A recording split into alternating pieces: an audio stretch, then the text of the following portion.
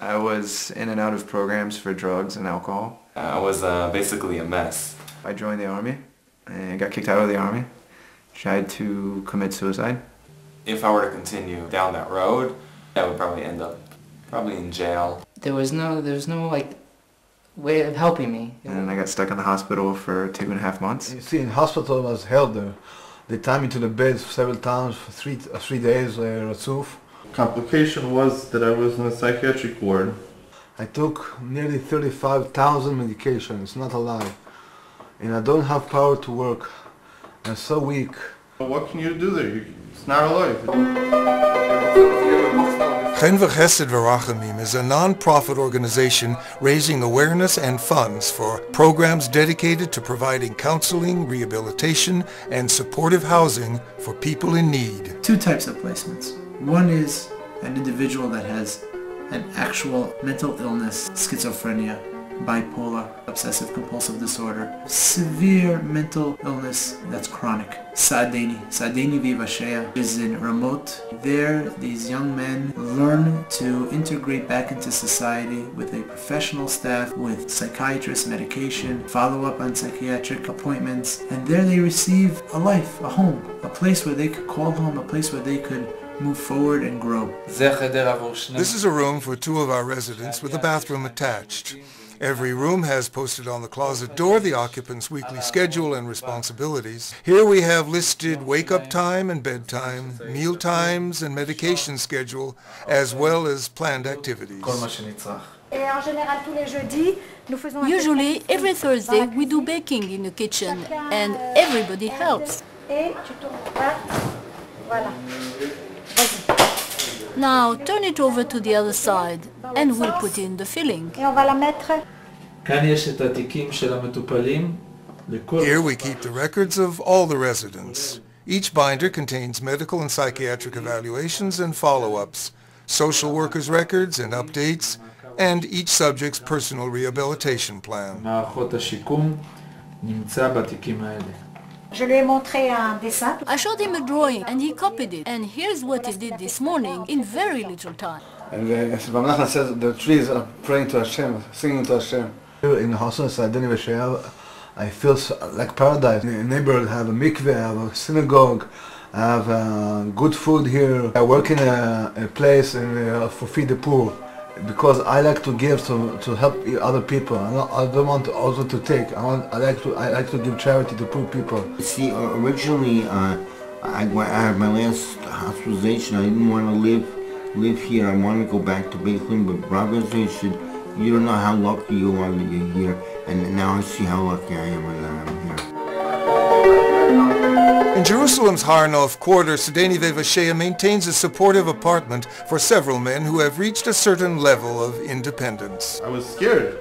Well, how am I going to be able to take care of myself? It's not like back when I was younger, I was doing things, I was able to function. Now it's hard for me to do anything, and I was very scared. So after a whole year of you talking to me about it, finally I got over that obstacle.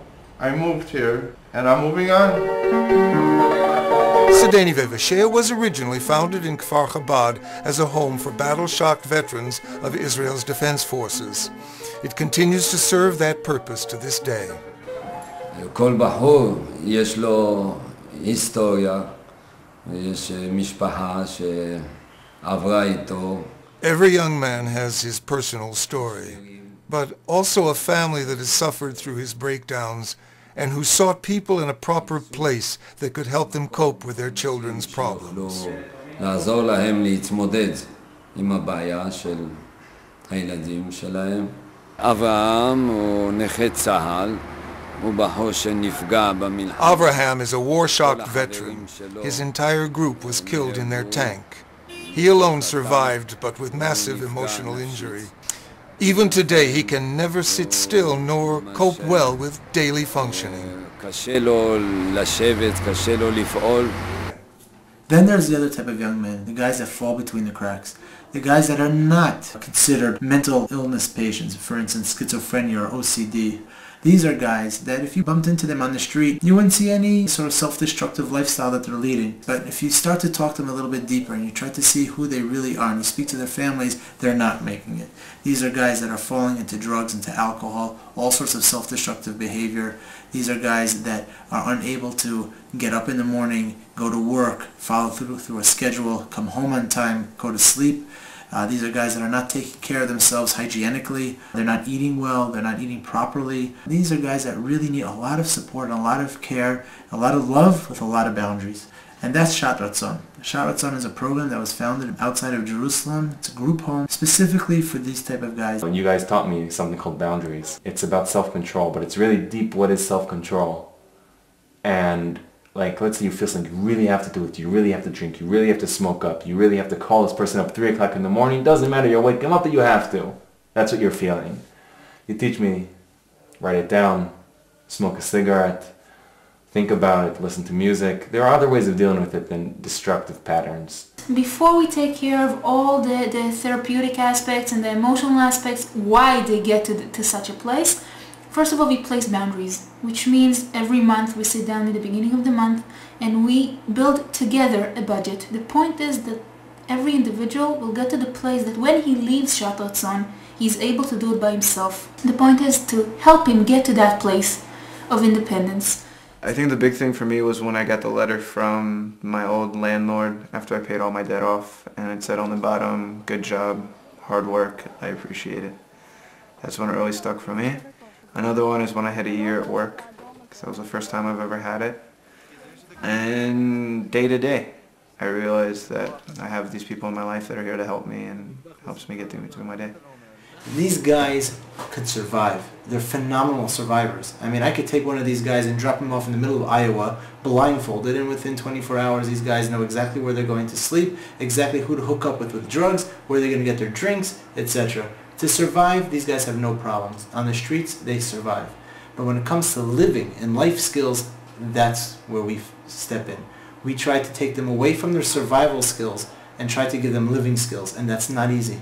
It's not easy at all, because what's happening is all these old behavioral patterns that they've been working with, which are survival patterns, they have to let go of that. They don't have the new living skills, so what they're left with is it's like a snail coming out of its shell, or a turtle coming out of its shell, and it has fresh meat, and it's very, very difficult. So we are the protective shell for them over the period of time until they can move out and have a new shell, which is this life shell, where they could live. Another day in Shat Ratzon. Yes. Before, while I was in Shat Ratzon, they helped me through all the steps, which took time, but pretty quick for turning out to be able to actually turn out to be in the army, let alone become a commander of discipline, which is something I would never have saw myself. That's the big thing here, having structure, getting a lot of help here. And we have madjuchim all the time with us, and you can always have someone to speak to here. They're here for us. That's great. You can't put a price on Shat Ratzon. It's unbelievable. It really is. We have right now 10 guys that are asking us, the families are begging us to accept them, and we are not able to sponsor it ourselves, and we are asking you to give us the ability and the opportunity to help and save these guys and their families. Supporting and sustaining Chen, Vchesed, Vrachamim allows a dedicated and professional staff to answer the very complex and urgent needs of these men while giving them and their families hope for a brighter future.